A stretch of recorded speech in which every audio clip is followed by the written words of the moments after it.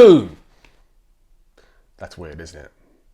Hello everyone, I'm Andy Shepherd here. It's Friday, and it's the Friday before a huge fight week, so I wanted to come on here and share some of my thoughts. I think everyone's got their thoughts ahead of a fight, and while everyone's sharing them, I want to share mine with yours. I want to hear what you've got to say. So if you agree, if you disagree, you got any other thoughts on what I'm saying here, let me know. Jump in the comments, give me a tweet, hit me on Instagram. Would love to hear your thoughts on the fights this weekend. And look, there's a lot going on. Main one I think everyone's going to be looking at here, particularly in the UK, is Anthony Joshua versus Uzik. A big heavyweight fight on the cards. And I'll be honest with you, when this fight was first announced, I wasn't excited. Far from it. But I think that was because we were all looking for the AJ Tyson fight at that point. That's what we'd all been waiting for. That's what we all wanted. It's what we all thought we were going to get. But the politics of boxing came into play once again. Of course, Tyson's got to go and fight Deontay. That's coming up shortly. And this is the fight that AJ went for. And let's be completely honest, it's a good fight. But at the time, I think I was just disappointed that we weren't going to finally get to see what we all wanted to see, which is AJ versus Tyson. That's still a fight we all want. That is the biggest heavyweight fight in the world right now. Huge domestic fight. Who is the best? Who is the man in the heavyweight division? And it's great that they're both British. It's great for British boxing. I think it's what we all want to see. So AJ Usyk, yeah, I found it hard to get up for it. And it's only the last couple of weeks as the hype's really rolled up, and I really started to try and think about the fight that now I'm invested. Now I'm into this. When you really drill down into this, this is a tough fight for Anthony Joshua. A lot of people are saying this is the toughest fight of AJ's career. And for me, I think it goes one of two ways. First half of the fight, first 6 rounds, that's AJ's opportunity. He's going to be a lot bigger, a lot stronger, a lot more powerful. Can AJ impose his will? If he can, in those first 6 rounds, then hey, it's AJ's fight. But Usyk, when you drill down into this, he's the better boxer. The second half of the fight, if it goes that far, this is dangerous territory for Anthony Joshua. So fight of two halves for me. Let's think about the repercussions of this fight. If Usyk beats AJ, where's that leave us with AJ Fury? Look, no doubt that fight will still happen at some point down the line, but when someone's trying to unite a division, if Usyk beats AJ, then Usyk, you got to think, steps up to face Tyson.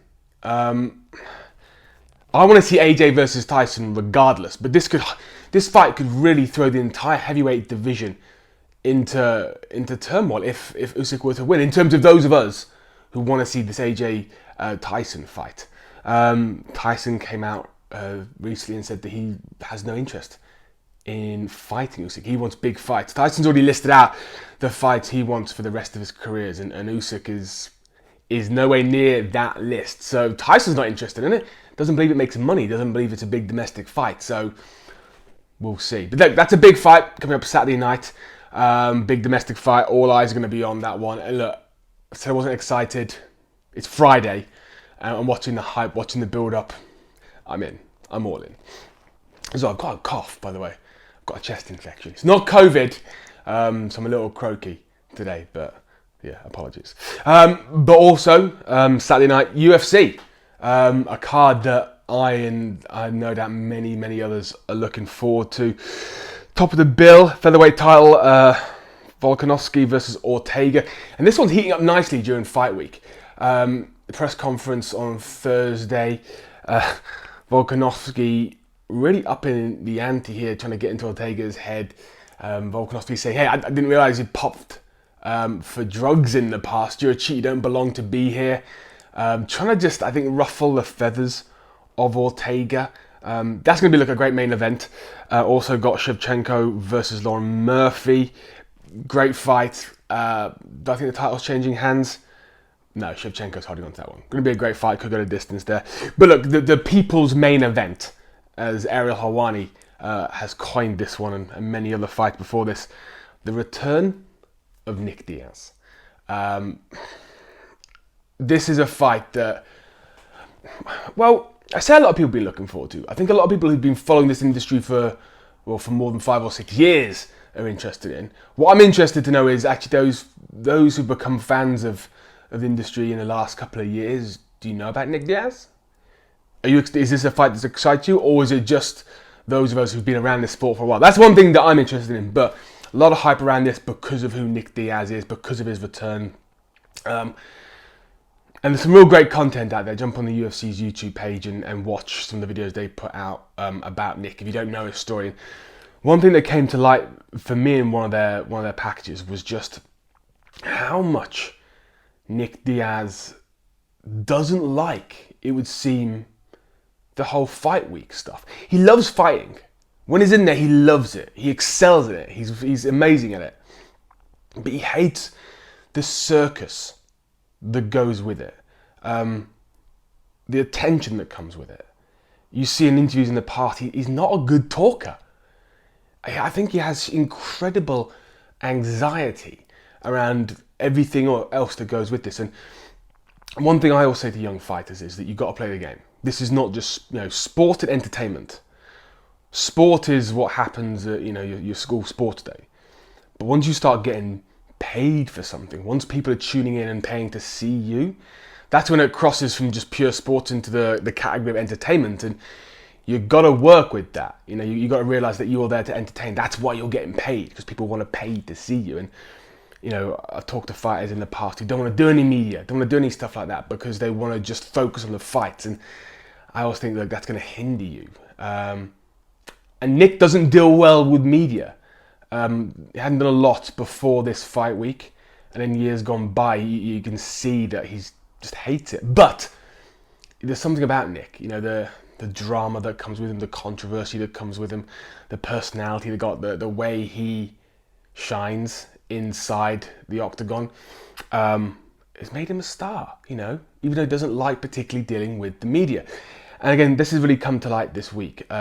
He said that this Robbie Lawler fight, a fight that, and this is again, check out Ariel Hawani's content this week. He gives credit to whoever came up with this, but it's 209 months since Robbie Lawler and Nick Diaz fought. For those of you who don't know, 209 is the area code from Stockton, where the Diazes are from. John Anik knows all about 209. He's got a nice tattoo thanks to Nate Diaz on his arm. But that's an interesting stat there. But Nick said he doesn't know why he's fighting Robbie Lawler. He doesn't know whoever made this fight has made a mistake. And this is like red flags to me. Surely when you're agreeing to a fight, particularly a fight of this magnitude, your comeback fight after his last fight was in 2015, 6.5 years ago. You know who you're fighting. You don't just turn up to training camp and ask, who am I fighting here? Who have I got? Oh, cool. You're involved in that process. So for him to be here fight week and be questioning why he's fighting Robbie Lawler, he thinks he should be fighting Usman for the title. And look, as much as we all love Nick Diaz, you shouldn't, Nick. You've been away since 2015. You haven't won a fight since you fought BJ Penn in, when was that? 2011. You can't just walk straight back in and ask for the title. You've got to prove yourself. And hey, you and Robbie, you fought before, 209 months ago. But you're two fighters at similar points, perhaps in your career, in terms of age, shall we say. Robbie's been a lot more active. I think it's a good fight. It's a fight that's going to get eyeballs. It's going to be a fight that tests both of these competitors. I think Nick's point, was that he's already beat Robbie. Why does he want to go and fight him again? If he fights him, he beats him, what to do for him, because he's already got a win over him. But if he loses, now he's lost to Robbie Lawler. Where does that leave him? But you can see the anxiety just growing in Nick throughout this week. Anyone who's making a prediction on this fight is just picking stuff out of thin air. Let's be completely honest about that. No one knows what kind of Nick Diaz we're going to see in there on Saturday night. We haven't seen him for so long. I mean, we know the Diaz is trained hard. We know that they're always working out. They do triathlons. They're fit as a fiddle. How fit can a fiddle be? Anyway, conditioning, we know he should be fine. But how is an athlete going to perform after close to 6 years away? We don't know. But look, I hope Nick Diaz comes back. I hope it's a great performance. As much as he doesn't want to be fighting Robbie Lawler here, he said that he wants to be more active. He wants to come in there, win or lose. He wants to get back in there. So look, we'll see. 38 years old. What can Nick Diaz do at this point in career? Would love for him to come back and become a real contender. Yeah. Lots of other news this week. Canelo and Caleb Plant, November 6th, they're going to clash. Press conference earlier this week. Broke down a little bit. A push from Canelo. Plant threw a punch. Canelo ducked it. Great head movement. Connected with a few of his own. The glasses, it would seem, the sunglasses that Caleb Plant were wearing connected with his eye. His cheek, and left him a cut. Doesn't seem to be that bad, but man, when you look at those press conferences, anyone who's been at those things knows that, 99% of the time, this is not a work. These guys aren't standing up there, animosity for the sake of the cameras. These guys are alpha males. These guys are gonna go and fight each other. Where's the security, man? That to let two fighters of that magnitude, that kind of animosity and heat between them. Yeah. Hopefully we all learn from this, and there's all security there, someone in between them. Also, Jake Paul and Tommy Fury.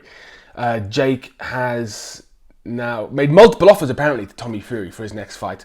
Tommy's been pursuing this fight. Tommy fought on Jake's last card, confronted Jake after the fight, and has been campaigning for this fight. And there's, with good reason. A fight against Jake Paul ups your stakes, ups your fame, ups everything. But it's a big risk fight for anyone who is a professional fighter, particularly someone who's a boxer who's looking to build themselves to the boxing rank. Because if you lose to Jake Paul, where do you go from there? So big risk for Tommy Fury, given. But Tommy's apparently been offered. Jake says $1 million. In Tommy's response video, he says $1 million. Sorry, Jake says $1 million. Tommy's response was, "I've been offered £1 million." There's a difference there. So I hope someone's clear on that. There's probably about a best part of 30% difference right now. But Tommy's turned it down. He says that a fight of this magnitude is worth a lot more. You look at Tyron Woodley, who fought Paul last. He got paid a reported $2 million. So double what Jake is being offered right now. And you can kind of see how Jake's maybe getting to these numbers, perhaps. Tyrone's number was, I believe, 4 times his biggest previous paycheck. So you've got to think that's $500,000. This $1 million offer is apparently 4 times what Tommy's ever been offered. So Tommy's earned $250,000 before.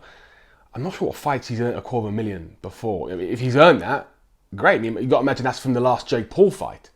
Because Jake's been very adamant that whoever fights on his cards is earning career high paydays. So look, Jake's sorted Tommy out already. But Tommy's turned this down. He wants more money. So let's break this down. If you're Tommy Fury, I get it. You want more money. You've seen that Woodley got $2 million. You want more. Do you take the $1 million? Do you try and negotiate, hey, I'll take the $1 million, and you try and scrape some more on the back end? Because look, the money's generated by pay-per-views, by ticket sales. You take $1 million, if you put something in that contract where if this does big numbers, you get a kickback from the pay-per-view, a bigger proportion. Who knows? I think Jake is probably doubting whether Tommy's a big enough name to generate that kind of audience. Big name over here, a big celebrity over here. Of course, he's the brother of Tyson Fury, so he's a big name, part of that Fury clan.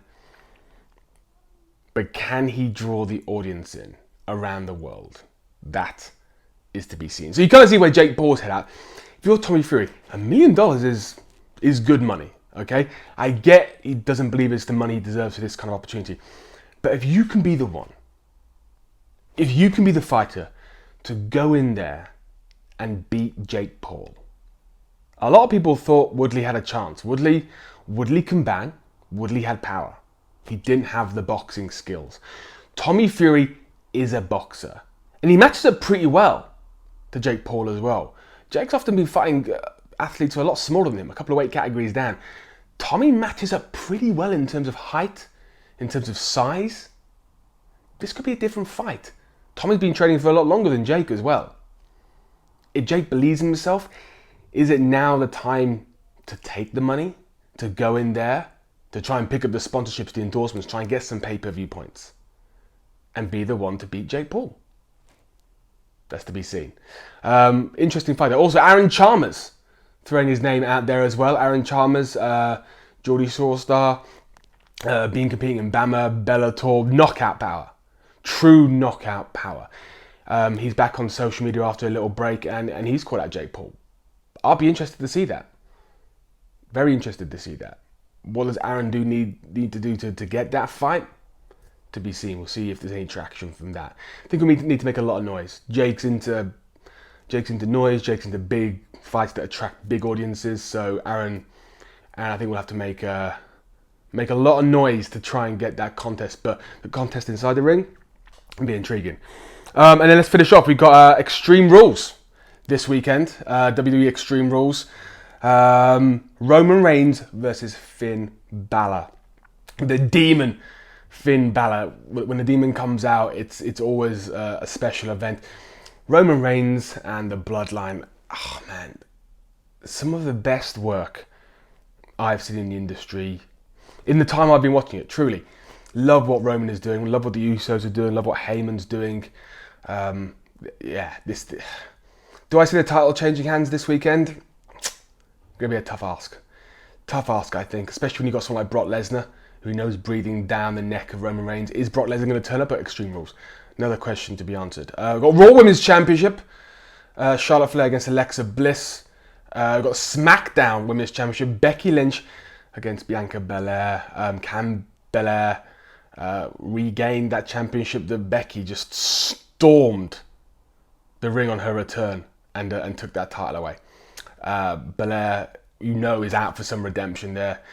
Damien Priest versus Jeff Hardy versus Sheamus for the United States Championship. Damien Priest, man, he's a superstar who has taken the ball and run with it. The opportunities he's been given, he's maximised them, man. I mean, you saw him in NXT, a great star there, but the way he's transitioned to the main roster is incredible. A true superstar. Great to see him work. Hope his title reign continues. But again, you got Jeff Hardy and Sheamus. Tough one. Wow. Managed to hold it almost that long. Almost the entire video. But okay, guys, let me know what your thoughts are on the fights this weekend. Let me know any predictions you got. Where you think these fighters go from here. Particularly with the AJ Usyk fight with Nick Diaz. What's the next move for these fights after we see what happens this weekend. Follow me on social media at Andy Shep. Love to hear what you got to say. But hey, enjoy the fights this weekend.